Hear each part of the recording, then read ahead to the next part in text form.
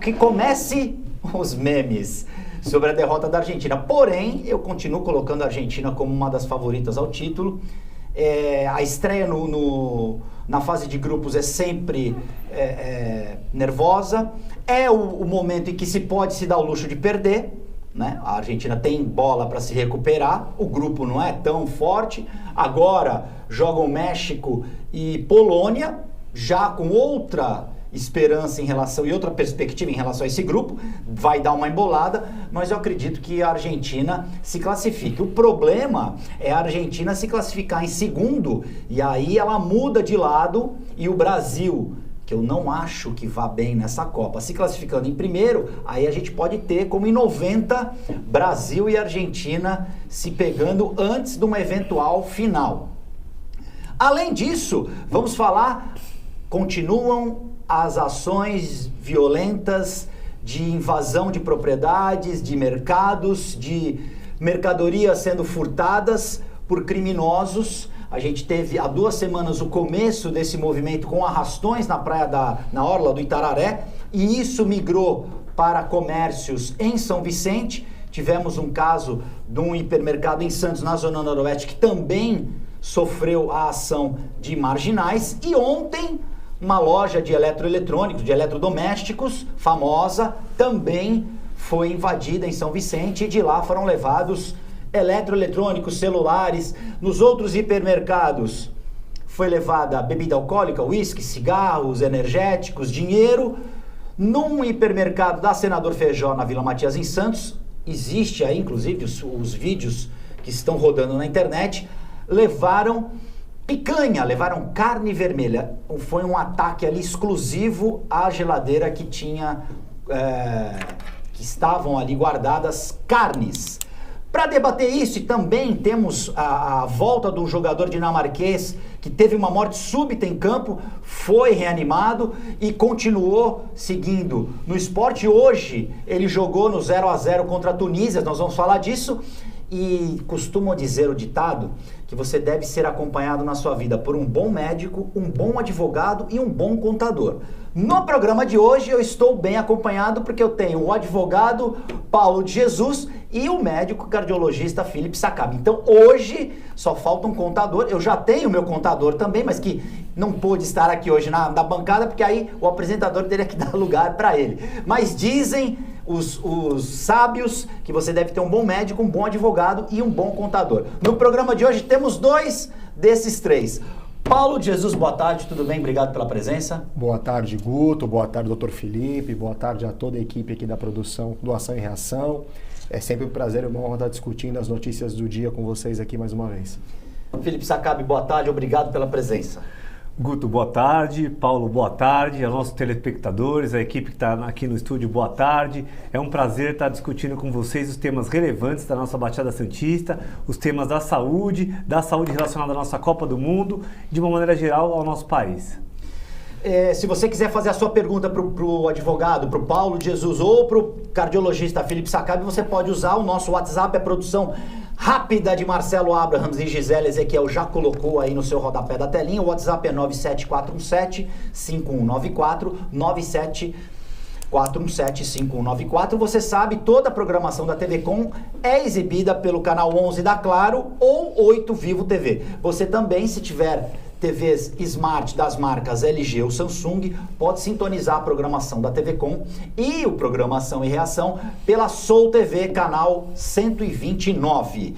Estamos também pelo www.tvcomsantos.com ou pelo nosso aplicativo TV Com Play. O Ação e Reação, você sabe, vai ao vivo, é exibido ao vivo de segunda a sexta, a partir da 1h30 da tarde, com reprises às 23h e 1h da manhã. Aos sábados e domingos, as reprises acontecem às 21h e 1h da manhã. Estamos também sendo exibidos pela TV Guarujá. Seja muito bem-vindo, você, à nossa programação e, em especial, ao Ação e Reação.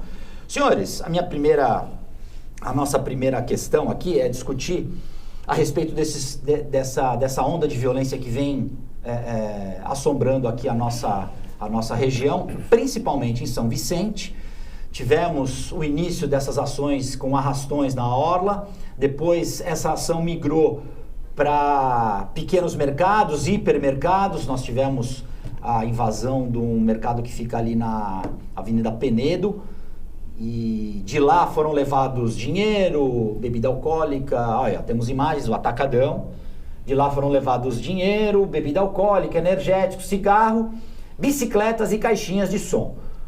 E aí eu queria saber de vocês, meus convidados, se esse movimento, de alguma forma, no entendimento de vocês, ele tem algum comando, alguém que está fazendo isso de forma organizada para causar algum tipo de reação por parte das autoridades. Nós já temos informação da Polícia Militar de que são grupos que estão cometendo esses tipos de delito de forma deliberada, de forma organizada. Então, Paulo, qual que é a tua leitura a respeito disso? Lógico, a gente vai esperar a investigação da Polícia Civil, a Polícia Militar também está em campo, houve reforço do policiamento, o Choque, o BAEP e a Rota estão aqui também, por conta também do início da Operação Verão. Mas, Paulo, isso já não devia ter sido antecipado pelas autoridades e principalmente pelas polícias que trabalham com inteligência? Guto, nós não podemos afirmar agora se existe uma organização pré-ordenada para essas ações. O que nós podemos dizer é o seguinte: o antídoto para que nós evitemos situações como essa é muito simples, conhecido por todos, principalmente aqueles que lidam com segurança pública, a advocacia criminal e o direito penal, que é uma vertente que se divide em duas frentes. A primeira delas, o investimento nas polícias. É preciso que nós tenhamos uma polícia bem remunerada, uma polícia que tenha um aparato técnico sofisticado para que possa fazer exatamente essa previsão que você está trazendo para nós, antever certas movimentações, certos crimes que podem vir a acontecer. Então tem que se investir em tecnologia, se investir em infraestrutura e investir também na remuneração.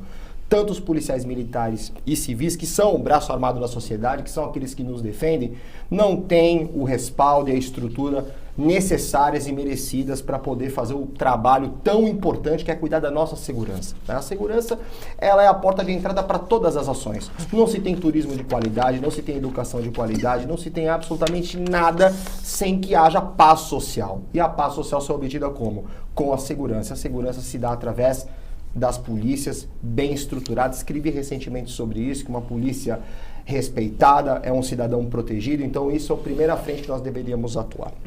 Já com relação à segunda frente, com relação às consequências jurídicas, né, Guto, Dr. Felipe e demais amigos, né? Os crimes contra o patrimônio precisam ser revistos. Nós não podemos pegar lá, as imagens mostram de forma clara, ali, 157, é o roubo, né? Porque está havendo ali uma subtração com violência, as pessoas ali correndo com medo, ou seja, há a violência praticada. E o tipo penal apresentado é o 157, que tem uma pena de 4 a 10 anos. Né? Se nós tivermos ali concurso de 2 ou mais pessoas, sem ser professoral, pode ter um aumento de 1/3 até a metade. Trocando em miúdos, via de regra, um sujeito acusado de um delito como esse pega uma pena de 5 anos e 4 meses, com 1 ano e 8 meses, 2 anos, ele está na rua. Então, enquanto nós não mudarmos isso, enquanto nós não apresentarmos uma consequência séria para aqueles que praticam crimes dessa natureza, nós vamos passar por episódios como esse com frequência. Falava aqui em off, né? Nos Estados Unidos, você entra lá em Nova York num táxi, tem lá uma placa que se o sujeito roubar o taxista, pena de 20 anos. E lá não tem progressão de regime, não. Então o preço... Paga 20. Paga 20. Então o preço da conduta criminal é uma pena proporcional à agressão. Então o bandido vai pensar 2 vezes, né? Falar, opa, peraí, se der errado esse ato que eu estou praticando contra o taxista, eu vou ter uma consequência severa, eu vou ficar 20 anos guardado. Então enquanto os nossos legisladores não cuidarem disso, não fizerem uma mudança, principalmente nos crimes contra o patrimônio, nós vamos estar diante de situações como essa com muita frequência. Felipe Sacap. Olha, no começo dos anos 2000, Nova York vivia uma onda de violência, né? Ninguém queria ir para Nova York, tinha risco de ter pequenos furtos, Nova York estava tomada pela violência.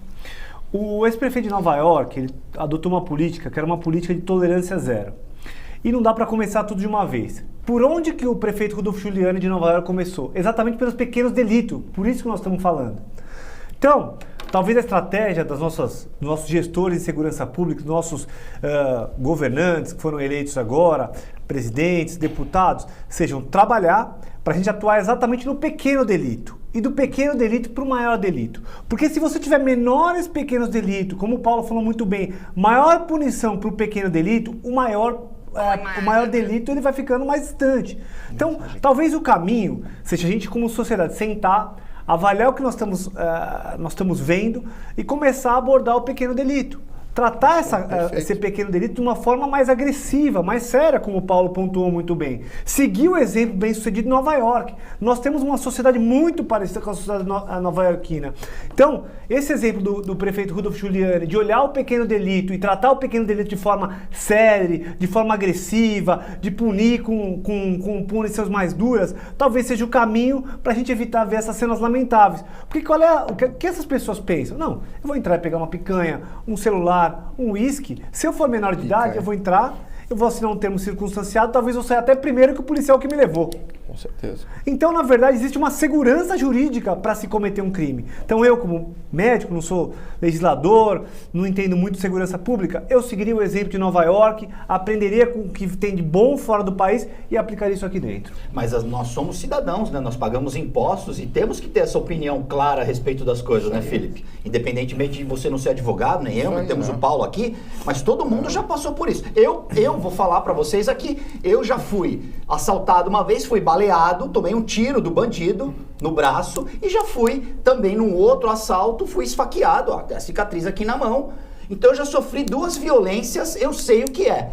Então, quando a gente fala, e é contraditório o que eu vou falar na sequência, porque nós tivemos aqui um advogado e um médico, um cidadão que também tem na ponta da corda, onde ele trabalha, ele vive e presencia casos de violência. Pessoas que são feridas e que são vítimas de criminosos. Então, quando a gente fala que a lei tem que ser mais dura para os pequenos delitos, em contrapartida, nós temos um discurso do presidente eleito que diz que vai desencarcerar pessoas que cometeram pequenos delitos. Então, se a gente está vendo esses, aspas, pequenos delitos acontecendo, crime contra o patrimônio, mas ele entrou e pegou, não interessa, ele está lesando um empresário, ele está tirando uma mercadoria que foi paga, independentemente se tem seguro, se não tem, mas se todos nós somos, ou a maioria tem a concordância de que nós temos que endurecer a questão do menor, o menor pode tudo, só não pode trabalhar, e também não pode ir em manifestação, né? O Conselho Tutelar estava nas manifestações que continuam acontecendo. A Copa tem de 4 em 4 anos. O resultado das urnas a gente quer saber agora. Cadê o código-fonte? Então, vamos esclarecer algumas coisas que ainda não estão esclarecidas 100% no Brasil e vamos mudar esse rumo da conversa, porque a gente já passou 30 anos numa experiência que o resultado está aí, não dá certo, faliu. Nova York só conseguiu sair do buraco quando endureceu os pequenos delitos. E a gente tem no cinema também a gente mostra, o cinema mostra isso, né? O filme Desejo de Matar, com Charles Bronson, é em Nova York. Um dos filmes é em Nova York. Guerreiros do Bronx, as brigas de gangues em Nova York, acontece nessa cidade. Então, retratando o cenário de Nova York dos anos 70 e 80. Realmente ninguém queria ir para lá, porque saía do hotel, era assaltado. A gente vive essa situação no Brasil. Todo dia a gente tem informações de que a pessoa foi assaltada. Lá em São Vicente, segundo o meu amigo Marcelo Rick, existe a Rua dos Capirotos. É a Rua 13 de Janeiro. 13 de maio, lá em São Vicente. Batizada de Rua dos Capirotos, a Rua dos Demônios, porque caiu lá, você é assaltado. E a rua estava sem luz, se não me engano, ontem, o Marcelo Rick postou um vídeo, a nossa produção já está buscando esse vídeo, a rua, que é a mais movimentada para os assaltantes, estava sem luz, ou seja, estava ao feitio dos assaltantes, quer dizer, é a piada pronta. Então, gente, vamos tratar a segurança com mais seriedade. Desculpe o desabafo, mas é contraditório, né? Onde a gente pede uma punição para os pequenos crimes, a questão da maioridade penal também tem que ser debatida, a gente vê, por outro lado, um discurso de desencarceramento de pessoas que estão presas por conta desses crimes que a gente acabou de falar, Paulo. Nós estamos vivendo, apesar das reformas, nós temos como espinha dorsal da legislação penal brasileira um Código de 1940. Quando se fala da questão da maioridade penal, eu tenho uma opinião bastante controversa, para dizer o mínimo, porque eu considero que a redução da maioridade penal, por si só, ela não é o remédio para que nós consigamos resolver isso. Porque no dia que nós reduzimos para 16 anos, vai ser praticado um crime por alguém com 15 anos. No dia seguinte, a promulgação da lei. E se nós reduzirmos para 14, haverá alguém com 13 praticando. E daí por diante. Então nós temos que estabelecer, na verdade, mais importante até do que a redução da maioridade penal, é que as medidas socioeducativas elas possam perdurar por maior tempo. Que nós possamos fazer com que alguém com 17 anos que pratica um crime possa permanecer por mais de 4 ou 5 anos que as medidas socioeducativas são previstas. Então o ECA precisa de uma releitura, né? Nós precisamos ali criar mecanismos para que aquela pessoa que não atingiu a maioridade penal possa permanecer na Fundação Casa e lá na Fundação Casa não seja uma faculdade do crime, que lá seja algo para reformar de forma cabal, com perdão da redundância, né? A personalidade, a conduta, que lá possa se aprender um ofício, possa estudar. Então, se nós não investirmos nessa ponta de reestruturar as pessoas, investir nas pessoas, nós vamos ter reiteradas vezes práticas de crime. Então, enquanto nós não investirmos nessa primeira parte da minha fala, na questão das polícias, na questão da legislação e na segunda ponta, tratarmos da educação, da formação e na melhoria daqueles que entraram para o mundo do crime, nós vamos viver esse ciclo vicioso por muito tempo. Então precisamos abrir os olhos para isso, está claro para a nossa sociedade os caminhos que a gente tem que tomar. Falta o quê? Atitude, principalmente por parte do Estado. Felipe. Eu acho uma outra coisa que tem que ser falado. Eu assisti através das redes sociais o prefeito de São Vicente querendo terceirizar única e exclusivamente a responsabilidade ao Estado pela segurança pública. Ora, eu entendo que o prefeito de São Vicente, que a maior parte da responsabilidade da segurança é o Estado, mas cadê a Guarda Municipal? Cadê as câmeras para reconhecimento facial, que são poucas em São Vicente comparado a Santos? Eu entendo que, cadê a iluminação, que você citou muito bem? Eu entendo que o grosso, o aparato civil, o aparato militar, é sim responsabilidade do governador, mas o prefeito pode ajudar e muito, e os vereadores também. Cadê a emenda parlamentar para segurança, para colocar câmera? Cadê a emenda parlamentar para equipar a Guarda Municipal? Cadê a Guarda Municipal com arma não letal, com taser? Então eu entendo que nesse momento tem que ter uma sinergia do poder do Estado com a Prefeitura para a gente ter uma resposta célere, rápida, porque isso sim pode virar um efeito dominó e a Baixada Santista ser tomada por furtos dessa maneira e nós, cidadãos de bens, acabamos à noite ter que ficar trancafiados nas nossas casas. Porque o que acontece é que isso começou de uma forma, se a gente começar a ligar os pontos, nós estamos à beira da temporada, né? Temporada de verão, alta temporada. Em função da Covid, nos 2 últimos anos nós não tivemos oficialmente as festas na Orla. Esse ano nós vamos ter, Santos já confirmou que vai ter queima de fogos. Então, eu acho que a gente está vendo aí um trailer de terror do que pode acontecer no final do ano. Ah, Guto, você está sendo muito fatalista, pessimista. Não, mas a gente aprende com os avisos. Se faltando um mês pro Natal e pro Ano Novo, a gente está vivendo uma situação de insegurança, o que a gente não pode passar nas festas? E aí, Paulo, já vou te passar a palavra. Eu acredito, quando a gente fala maioridade penal, você tem razão em relação à punição. O menor de 16 anos cometeu um estupro, eu acho que ele tem que pagar como se fosse um adulto. O que você quis dizer realmente o menor, ele até pode cometer qualquer delito, mas ele vai pagar como se fosse um adulto. Pode numa instituição, exatamente. A medida socioeducativa, na proporção de uma pena praticada ou atribuída a um adulto, mas uma fundação diferenciada. Nós entendemos que está no período ali de formação da psique do jovem. Agora, nós precisamos ter penas proporcionais. Não dá para um sujeito praticar um crime com 17 anos, 11 meses e 29 dias e não ter contra si uma pena atribuída por uma questão temporal, pela questão dos 18 anos para completar a maioridade. Então, essa problemática, que é muito complexa para tratar no tempo que nós temos, mas atribuir ao menor, num caso de uma prática de um crime tão hediondo como esse, que é o estupro, uma medida socioeducativa mais larga, que possa estender por um período maior de tempo, até para que ele possa voltar para o nosso convívio social, porque nós não temos, né, Guto? Dr. Felipe e demais amigos, penas de caráter perpétuo no Brasil. Então, como eu digo até aos meus alunos, tudo que vai pro lado de lá do muro, um dia volta. Ou seja, não existe pena de caráter perpétuo. Então, nós temos que escolher, enquanto sociedade. Nós queremos que aqueles 800 mil que estão presos voltarão para o nosso convívio de forma melhor ou vão voltar piores? Então essa é a escolha que a sociedade tem que fazer. Não, concordo totalmente. A gente precisa rever essa parte do nosso Código Penal. Realmente eu acho que a gente tem que olhar muito mais o crime, a condição, do que a pena por si. Eu acho que aquela pessoa que estuprou com 15, 16 anos ou cometeu um homicídio, ela tem que ser tratada de forma similar ao que se trata um adulto. Eu acho que a formação moral está em Constituição, mas tem crimes, são coisas que são imperdoáveis, independente da fase que essa pessoa está. Então eu acho que estuprou, cometeu um crime hediondo, ela merece sim, independente de ter 16, 17, 15 anos, uma prisão exemplar. Tem na Inglaterra um caso de uma criança de 12 anos que enforcou uma outra criança, essa criança foi condenada à pena de morte. Desculpa, prisão perpétua. Prisão perpétua. Então é uma criança que foi diagnosticada, foi uma diagnosticada com um transtorno psiquiátrico gravíssimo, ela foi excluída da sociedade, que esse é o objetivo da prisão perpétua. Pegar indivíduos que não podem conviver em sociedade, excluí-los de maneira definitiva da sociedade. E na Inglaterra também houve um outro crime que chocou a sociedade, com meninos de 8 anos, que dois meninos pegaram um menino menor, de 6 anos, e barbarizaram o menino e colocaram o menino quase morto numa linha de trem. E aí o trem passou. Então, esses 2 meninos estão presos até hoje e, anualmente, ou periodicamente, são avaliados por uma junta de psiquiatras, de psicólogos, de assistentes sociais, mas continuam presos. Na Inglaterra existe isso. A criança cometeu algum crime proporcional a gravidade, ela é penalizada como se fosse um adulto.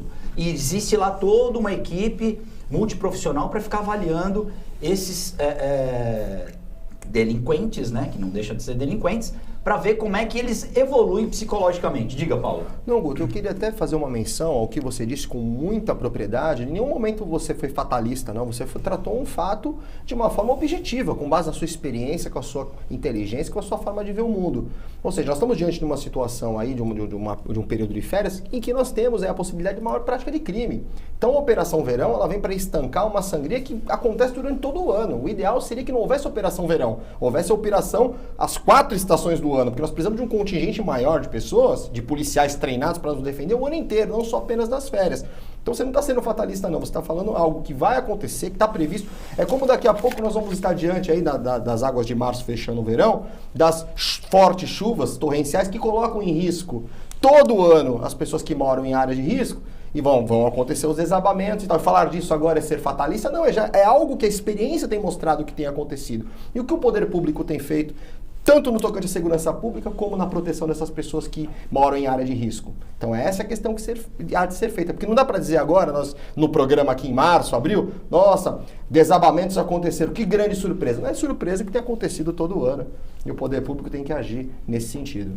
E parece que no Brasil a porta precisa ser arrombada para aí as pessoas pensarem, puxa, precisa de uma tranca aqui, né, Felipe?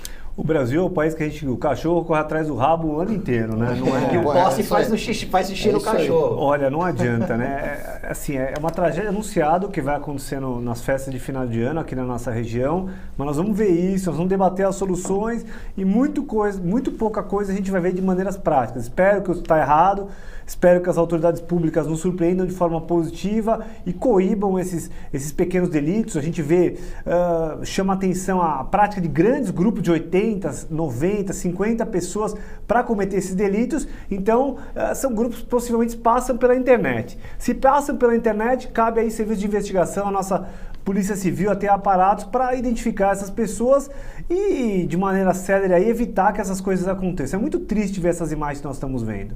Aliás, eu tenho um outro filme que eu recomendo, mas esse filme aí não sei nem se está disponível, inclusive. Olha lá, o pessoal tá fazendo isso especificamente no balcão da picanha, olha lá. As outras carnes não estão sendo vítimas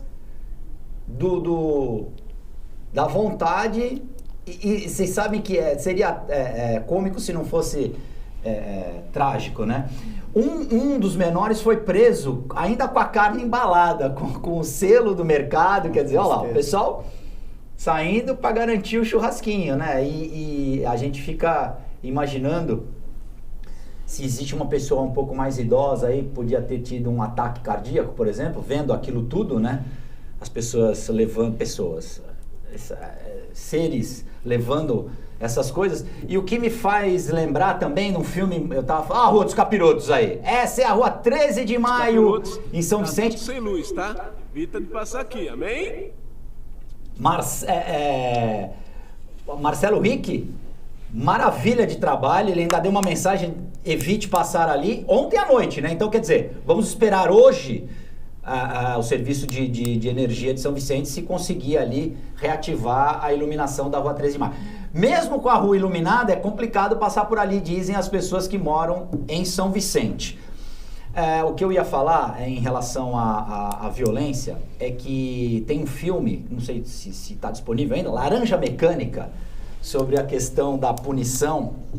E é um filme muito interessante, porque se passa na Inglaterra dos anos 1960 e é um bando de delinquentes que eles barbarizam, estupram, matam, fazem tudo que pode ser, e aí eles são pegos, e um deles, o chefe da quadrilha, se oferece por um processo de uma novidade que está sendo colocada pela polícia de Londres, que é um processo de reabilitação, e ele não ficaria na cadeia e cumpriria uma pena extensa lá que ele ia cumprir. Então ele se sujeita a ser cobaia desse novo processo, e é maravilhoso a forma como o processo é aplicado, e ele realmente sente na pele que ele nunca mais deve fazer isso. Vou dar um spoiler só, ele passa por várias torturas, em que essas torturas são feitas, ele é associado a imagens de crimes que ele cometeu. Então, quando ele vê alguém espancando uma outra pessoa, ele começa a passar mal por conta desse processo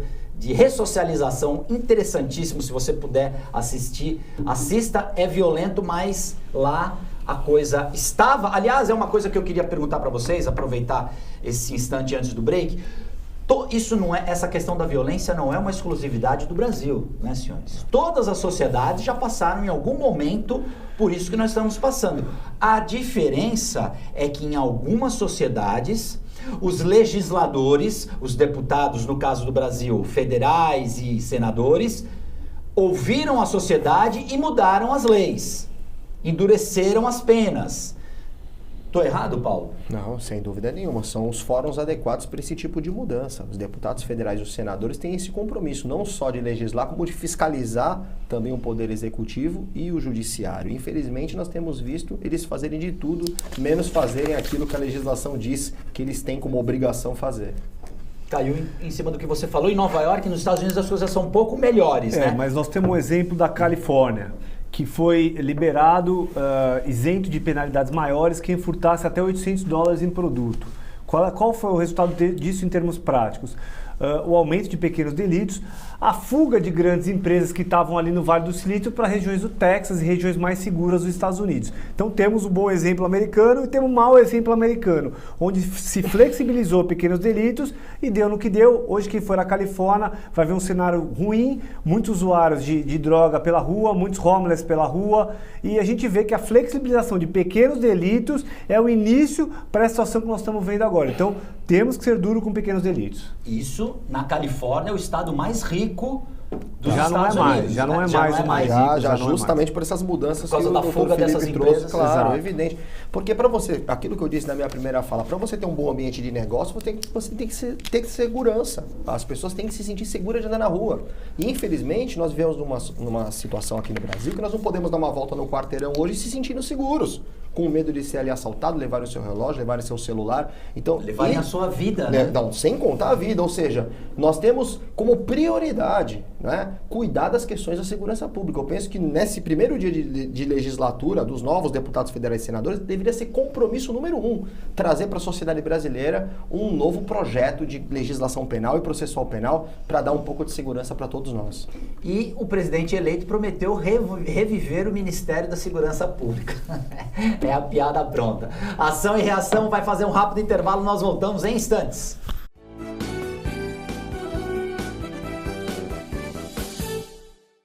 A Clínica Multiimagem é especializada em exames de radiologia e diagnóstico por imagem.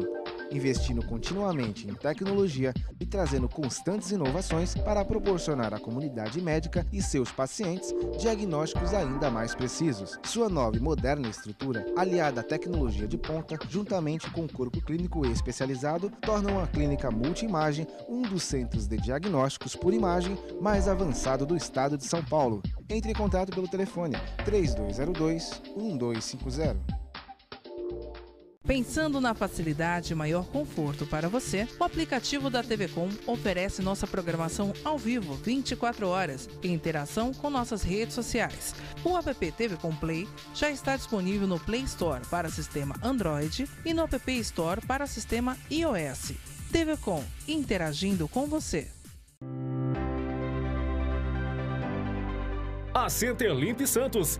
Há mais de 38 anos especializada em soluções de higiene e limpeza profissional. Estamos em todo o litoral paulista, trabalhando com os melhores produtos e marcas do mercado mundial, levando inovação e economia para nossos clientes. Avenida Conselheiro Nébias, 346, Santos.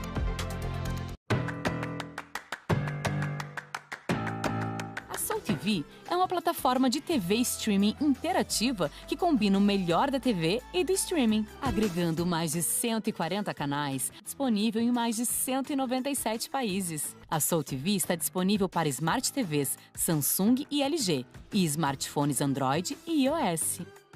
Além de assistir no conforto de sua casa, você pode assistir de onde estiver. Soul TV, o controle está em suas mãos.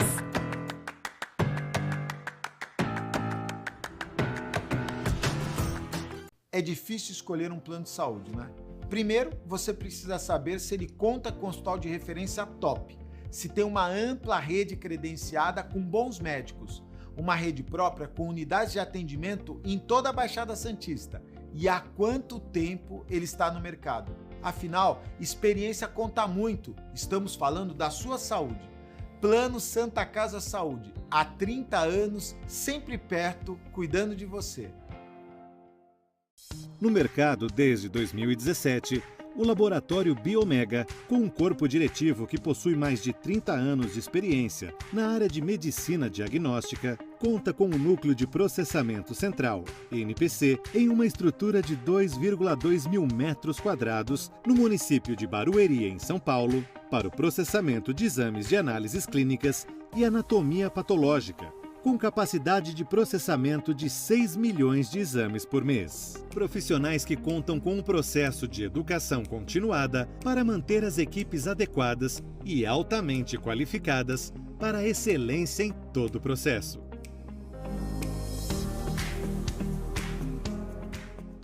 Acesse o nosso site e acompanhe a nossa programação 24 horas ao vivo. Interaja com as nossas redes sociais e acompanhe as últimas notícias da nossa região e do mundo. Fique por dentro também de todos os nossos programas e conteúdos especiais. www.tvcomsantos.com. TV Com, interagindo com você. Talvez até dê para notar que eu não durmo bem há algum tempo. Mas apesar do trabalho e da rotina do dia a dia, eu não me esqueço de praticar o olho no olho, o cuidado, o respeito e o amor. E eu faço isso com a maior satisfação, porque eu tenho a missão mais bonita desse mundo: salvar vidas. Eu sou a Medicar. Muito mais do que um serviço de ambulâncias, sou um conjunto completo de soluções em saúde. Você pode contar comigo, em casa, por videochamada ou no consultório. Medicar.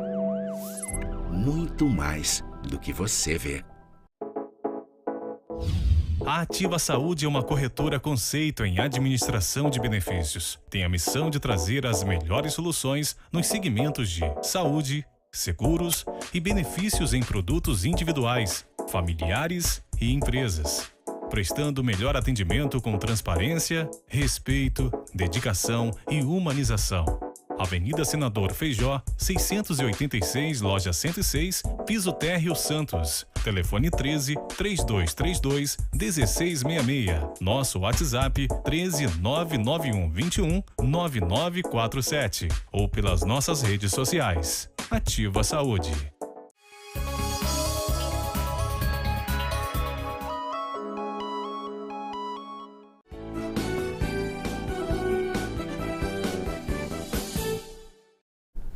Ação e reação desta terça-feira, 22 de novembro de 2022. Já está de volta agora para o segundo bloco. No programa de hoje, o advogado criminalista Paulo de Jesus e o médico cardiologista Felipe Sakabi. Estamos discutindo segurança, violência, festas de fim de ano. Teremos paz? A gente acredita que sim. Agora, vamos às participações aqui dos nossos telespectadores, web telespectadores e demais. O Pedro Olívio, na Califórnia liberaram o roubo até $950. Tenho certeza que faremos melhor que os americanos e vamos liberar R$1.000. Somos brasileiros, ele escreve brasileiros com 2 Es, e vamos ganhar o copo ou a xícara se ser Deca campeões. Um abraço, Pedro Olívio. José Carlos Gomes Valência, bom programa para todos. Obrigado, Pássaro.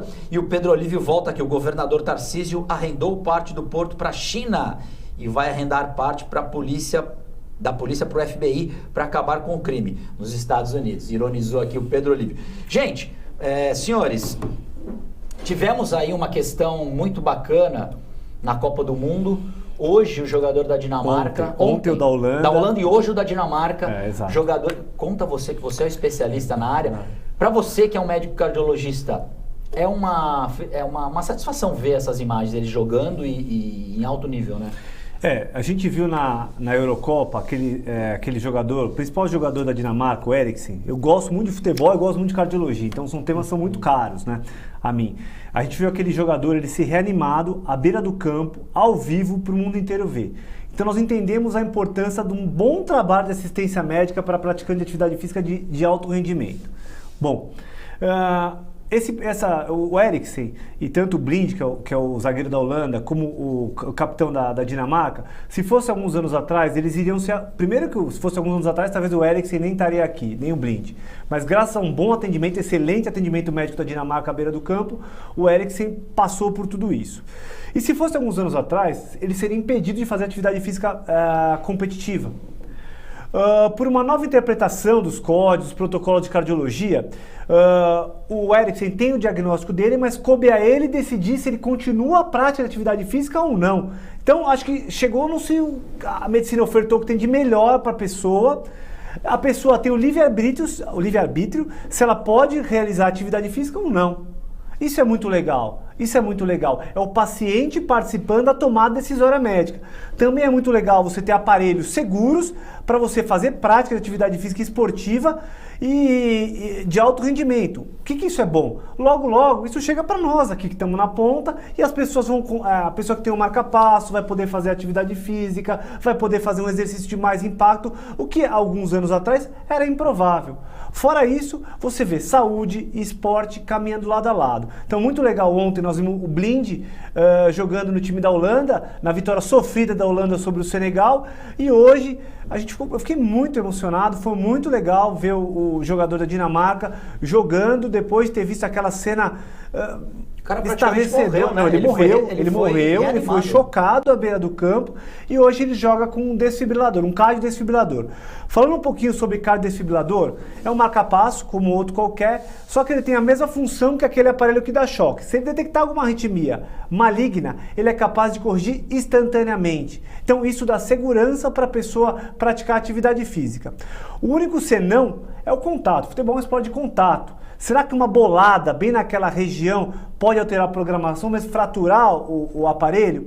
Isso a gente não tem visto. E parece que tanto o Blind como o Eriksen, eles jogam tipo um airbag por baixo da blusa deles para proteger eles desse impacto. Então, ciência e saúde andando lado a lado. Quantas pessoas daqui para frente não vão ter benefício, não vão poder ser portador de marca-passo e jogar seu futebol, praticar sua atividade física com segurança. Então, muito legal. Parabéns ao Comitê Médico da FIFA, que permitiu a esses jogadores tomar a decisão, e parabéns à comunidade de cardiologia mundial, que permitiu que as pessoas saíssem vivas e conseguissem disputar uma Copa do Mundo. Muito legal. De uma maneira colateral, torço um pouquinho pela Holanda e um pouquinho pela Dinamarca por causa dessa história. Diga, Paulo. Olha, as imagens dele sendo reanimado. Ali é o Eriksen aí, pós a parada cardíaca, recebendo oxigênio já consciente, porque recebeu um choque na hora certa, no momento certo. Aí o momento que chega o médico da seleção da Dinamarca, atende ele, os jogadores cercam ele para blindar a imagem, até porque é uma questão disposição extrema, né? E parabéns aí pro médico, meu colega médico da Dinamarca, que esse sim já ganhou a Copa do Mundo por ter conseguido reverter essa situação triste do Eriksen e colocado ele numa nova Copa do Mundo. E a coragem dos dois em enfrentarem o problema, porque eles poderiam, acredito que já estejam com a vida relativamente segura, né, financeiramente. E eles assumiram o risco e voltaram a praticar o futebol. Eu acho que é importante isso também, a ciência avançando. E as pessoas que tenham algum problema desse devem e podem fazer exercícios físicos desde que estejam assistidas por um médico. E nesse caso aí, o médico da Dinamarca era cardiologista? Não era cardiologista, mas ele tinha um aparelho que é um DEA, com desfibrilador externo automático, que ele aperta o botão, ele cola 2 placas no paciente, o DEA faz a leitura se existe indicação de receber um choque, uma cardiodesfibrilação, e esse choque ele é aplicado no momento adequado do ciclo cardíaco e é capaz de reduzir o risco de morrer desse paciente em 90%. Então é uma coisa muito boa. Nós já temos uma regra na Federação Paulista de Futebol, na Confederação Brasileira de Futebol, que a gente tem que ter o desfibrilador. Inclusive Santos é uma das cidades pioneiras que nos shopping centers, cidades onde tem maior agrupamento de pessoas, tem uma lei que obriga essas instituições, tem grande circulação de pessoa, a ter o desfibrilador para se houver alguma intercorrência dessa, o médico poder estar treinado e habilitado para salvar uma vida.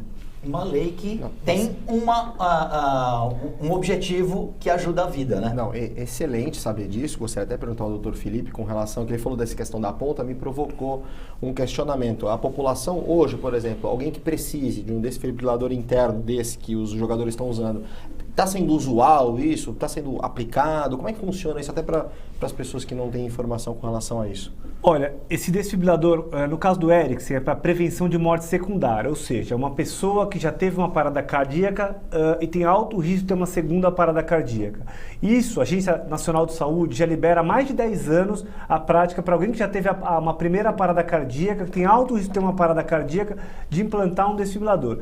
Então isso já é implantável, na nossa cidade a gente já faz, no nosso país essa realidade há aproximadamente uma década. Isso a ANS, de forma muito séria, já aprovou, já está lá no rol da ANS, não tem discussão. Documentou uma parada cardíaca de causa irreversível, ou seja, não sendo por uma desidratação, por uma hipertermia, ou seja, sendo por uma cardiopatia, está indicado, está coberto, tanto pelo SUS quanto pelo convênio médico das pessoas. Legal.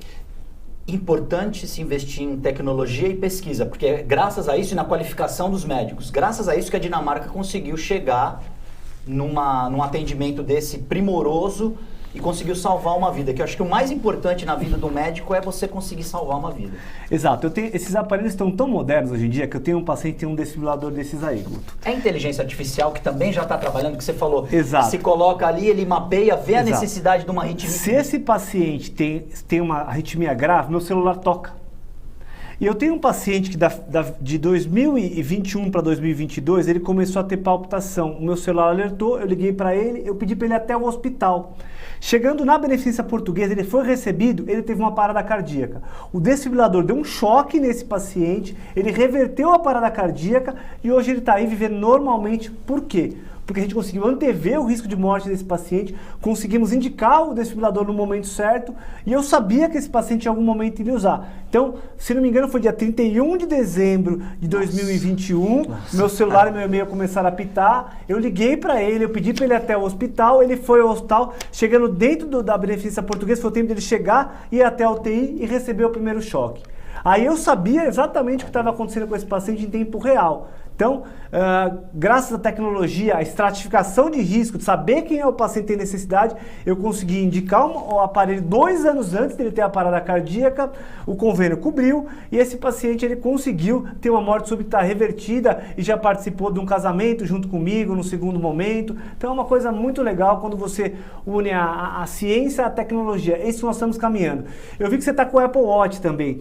Esse teu relógio aí, ele tem a capacidade de detectar algumas arritmias, inclusive fazer eletro e mandar para o celular do médico. Já vou configurar A isso, versão doutor. mais- Já a vou versão configurar mais agora. atualizada Salvo engano, o Apple 4 e o Apple 5, ele é capaz de realizar eletrocardiograma e enviar para o celular do médico. Inclusive, eu tenho alguns pacientes que têm diagnóstico de arritmia, fala que tem uma palpitação e chega lá, faz um Holter, não dá nada, faz o eletro no consultório, não dá nada, e tem a palpitação e eu nunca consigo pegar nada. Aí eu falo, olha, eu preciso que você adquira um relógio para você, se tiver palpitação, apertar o botão e manda. Eu já consegui fazer diagnóstico de uma arritmia cardíaca E aí através pegou. desse relógio. Já vou Peguei fazer a meu arritmia cadastro cardíaca. agora, Já vai viu, fazer pessoal, no o- intervalo. Peguei a Já vou arritmia fazer meu atualizado. cadastro. Peguei. Me avise, hein? O que é mais importante nessa questão também é a vontade do paciente, né? Porque você falou, vai pro hospital, e o cara foi. Porque o cara, às vezes, não, esse aqui eu já tive, eu vou ficar, vou tomar um copo d'água, vou deitar, vou sentar. E é nesse momento, e a gente sabe que tem um tempo de ouro, né? As golden hours. E que você confiou nesse paciente porque ele confiou em você e ele foi. Porque também ele podia não ir. Isso, são gases, né? Esse senhor já é meu 31 paciente. de dezembro, pô. Ele já é meu paciente desde 2009, quando eu ainda trabalhava no Incor. Ele confiou o cuidado dele a mim. Em 2018 a gente indicou o cardiofibrilador, porque a condição cardiológica dele foi se deteriorando. Eu detectei algumas arritmias graves e a gente conseguiu ver. Isso se constrói, Guto, com confiança, com uma relação clara médico-paciente e com livre-arbítrio. Deixar muito claro. Do mesmo jeito que o Eriksen sabe que ele pode ter uma nova parada cardíaca, mas a vontade dele é continuar praticando atividade física, eu acho que nós médicos temos que respeitar o livre-arbítrio do paciente e tornar aquela prática o mais seguro possível. Por mais que você não concorde. Falar, olha, algumas pessoas falam, esse Eriksen é doido, mas é a vida do cara. O cara quer estar lá, o cara quer jogar. Compete a mim, médico, transformar isso da maneira mais segura possível. Das melhores condições para ele executar o trabalho. Condições. Vai também muito desse pensamento, dessa vontade positiva da pessoa de querer e de vencer esse desafio e esse medo? Isso conta na nossa química? O pensar positivo, interpretar situações de uma maneira positiva e ter religiosidade, acreditar em Deus, eu já discuti aqui com você, eu já falei essa história aqui, ela é importante. Já citei aqui, acho que talvez nesse programa, um trabalho com 75 mil enfermeiras americanas. Um grupo de enfermeiras americanas que acreditava em Deus, quando eu falo Deus aí de uma maneira geral, independente da religião, e um grupo que não acreditava em nada e não praticava religiosidade. O grupo que acreditava em Deus, que tinha religiosidade, que recebia as informações, interpretava e acreditava que existia alguma coisa além do tratamento, ele viveu muito mais, em anos. Então, ter religiosidade é uma coisa muito importante para a qualidade da nossa vida e para o nosso processo de adoecimento. Olha só, gente, infelizmente aqui, nós já vamos retomar o programa, mas a gente recebe aqui da produção, infelizmente acabou de morrer no Rio de Janeiro, Erasmo Carlos, cantor, compositor, parceiro do rei Roberto Carlos, o Tremendão, como era mais conhecido também, um dos ícones da Jovem Guarda, nos anos 1960 do ano passado. Erasmo Carlos faleceu no hospital na Barra da Tijuca, na zona oeste do Rio, deixa a esposa e 3 filhos, dono de uma genialidade para compor, junto com Roberto Carlos, é autor de vários sucessos. A produção está procurando uma foto do Erasmo. O Erasmo Carlos, que tocou no primeiro Rock in Rio, na primeira edição do Rock in Rio, causou uma celeuma, porque ele tocou no dia dos metaleiros, mas entrou no palco e deu um verdadeiro show. Era um cara muito bem-humorado, olha aí, o nosso Tremendão. Até o final manteve aí a fidelidade ao visual, a cabelo comprido, apesar de não ter um cabelo muito vasto em cima, mas continuou deixando ali de lado. É um cara que vai deixar muita saudade. Estamos perdendo nossos dinossauros, as nossas referências. Quem não se lembra de um dos sucessos, dá um close nela, que falava, era uma música que tinha como a modelo a Roberta Close, uma das mulheres, enfim, hoje é transexual, mais bonitas que eu já vi na minha vida. E o Erasmo Carlos, infelizmente, vai cantar numa nuvem lá em cima, nossos sentimentos à família. A gente realmente lamenta muito a perda. Vocês conheciam, vocês são mais velhos que eu, mas eu acho que vocês chegaram a conhecer o Erasmo Carlos, né? Sem dúvida, né? Erasmo Carlos, cantor, compositor, infelizmente, nos deixa. Mais uma vez, os nossos sentimentos à família. Paulo Jesus, a gente falou aqui da questão da tecnologia ajudando a medicina. A tecnologia também ajudou ao direito, porque hoje nós temos aí, em função da pandemia, nós tivemos um aumento das teleconferências e das audiências virtuais. Isso ajudou? Isso ficou? Ou já está voltando às audiências presenciais? Não, algumas audiências, o CNJ, uma excelente pergunta, Guto. O CNJ, ele estabeleceu uma normativa orientando para que as atividades voltem a ser presenciais dentro de algumas regras. Mas é inegável que a tecnologia trouxe uma vantagem muito grande para o direito, com os processos digitais.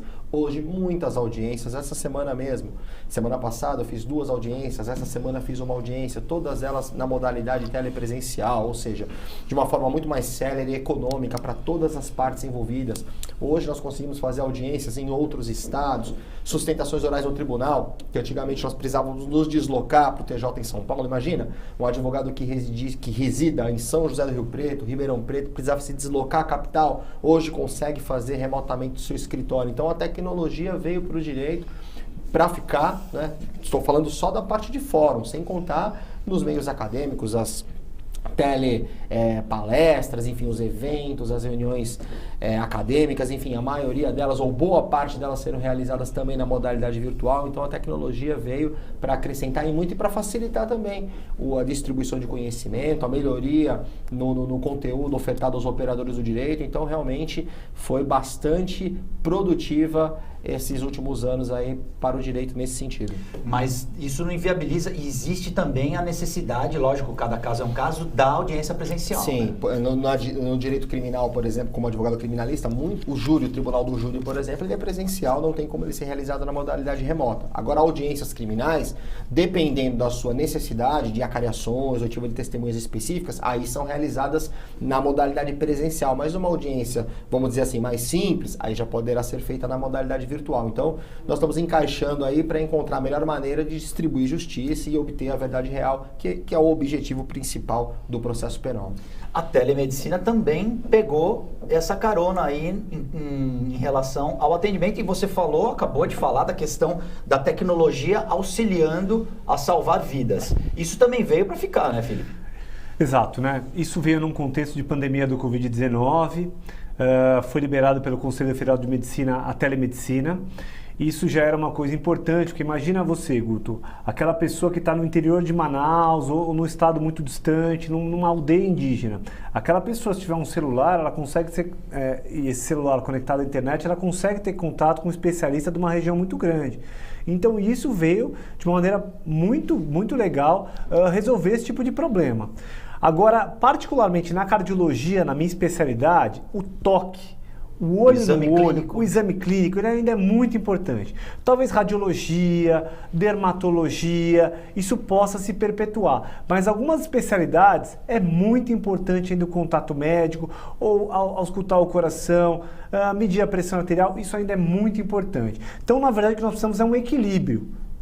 Não podemos só ficar online e só presencial. Precisamos de um meio termo em que a gente já vem procurando soluções para esse tipo de situação, em que você consiga atender o paciente que não tem de condição de vir ao médico, mas também não deixe de vir ao médico numa condição muito delicada. Porque nós vimos na pandemia agora, muitas pessoas ficaram sem fazer exames.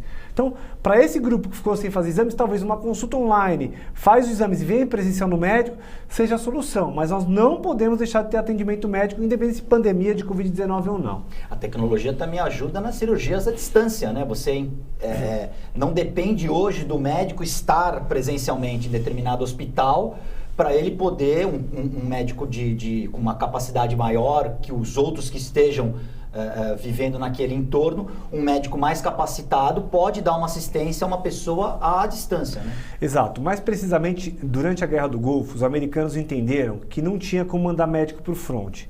Então, eles montaram um sistema de atendimento remoto a pacientes em que você colocava alguns médicos na frente e um grupo de médicos mais experientes por trás e alguns grupos até na América. E isso foi o início do teleatendimento médico. A guerra, que é uma situação terrível, deplorável, mas que trouxe um conhecimento, um crescimento médico sustentável e que ele hoje se aprimorou e hoje nós usamos amplamente. Eu faço consulta online, pessoalmente eu não gosto muito de fazer consulta online por causa da minha especialidade, cardiologia, para eu atender uma dor no peito, para eu atender alguma arritmia, eu preciso ter o contato com o paciente, mas é uma grande alternativa para um grupo de especialidades. Para aquela pessoa que está no interior da Amazonas, está com febre amarela, não tem contato com o infectologista, para aquela pessoa que não tem contato com o dermatologista que está distante, para aquela pessoa que precisa fazer um exame de imagem. Então é uma coisa que veio sim para ficar e deve ser incorporada à prática clínica. E a gente vê na história, as adversidades ajudam a construir coisas novas para salvar vidas. A Copa do Mundo aqui está sendo usada como uma experiência de uma tecnologia nova. No momento de adversidade, o jogador conseguiu ser reanimado e implantou um equipamento para poder ter uma vida, inclusive esportiva, normal. Então, nas guerras, por exemplo, existem avanços como esse da medicina. Então, a gente tem sempre, né, Paulo, que tirar coisas boas da adversidade. O exemplo da pandemia. No caso da minha atividade, a advocacia, os tribunais, os fóruns, os advogados se equiparam, se estruturaram e hoje faz parte da nossa realidade. Apesar de considerar também muito importante esse contato pessoal com o cliente, eu acho muito válido, principalmente na seara criminal, você lidar ali com o seu cliente para poder entender e poder fazer a melhor defesa, a possibilidade de fazer o atendimento remoto, dada a distância, eventualmente um cliente que está morando em Goiânia, morando em São José do Rio Preto, enfim, qualquer outra cidade, é importante você ter esse tipo de ferramental que a pandemia, de certa forma, estimulou, através de vários aplicativos, vários programas, enfim, nós nos adaptamos, situações de guerra, situações de pandemia, trazem para nós lições que podem ser usadas futuramente. Até na descoberta, nas viagens à Lua, né, o aparelho de barba, ele foi inventado, esse que nós temos hoje, das 2 lâminas, ele foi inventado justamente para os astronautas poderem se barbear de forma mais eficaz, que eles não conseguiam se barbear com a gilete, com a gilete normal. Entre outras descobertas. A gente pode falar também, na guerra foi o fax. Na Primeira Guerra Mundial foi descoberto o fax, entre outras, né? A gente ia ficar aqui o dia inteiro relembrando... O selo foi usado como mecanismo de guerra durante a Segunda Guerra Mundial para enviar mensagem... cifradas dentro do exato. selo. O código de postagem, ele tinha uma mensagem cifrada que ele era usado também, né? Olha só, nós estamos chegando no final do programa. Agradecer ao advogado criminalista Paulo de Jesus, ao médico cardiologista Felipe Sacap. Porém, 30 segundos. Palpites às 4 finalistas da Copa, Paulo de Jesus. Brasil, França, Alemanha e Espanha. Felipe Sacap. Eu tiro a Espanha e coloco a Argentina. Eu acho que a Argentina ainda vai longe. O Lionel Messi, eu acordei meu filho hoje 6h40 da manhã, falei, filho, vem olhar um dos melhores. Esse cara que está jogando agora, dificilmente nós vamos ver um cara igual a ele, como o Ronaldo Fenômeno, como o Zidane. Então eu acordei cedo hoje, sou brasileiro, torço pelo Brasil, mas torço pelo bom futebol e sou muito fã do Lionel Messi, que eu acho talvez o melhor jogador em atividade física aí da última década e agora. Torço também para a Argentina por causa dele. Apesar de eu achar que o Brasil não avança, Brasil, Argentina, Senegal, os africanos estão jogando muita bola, e Inglaterra. Ação e reação fica por aqui, nós voltamos na próxima edição.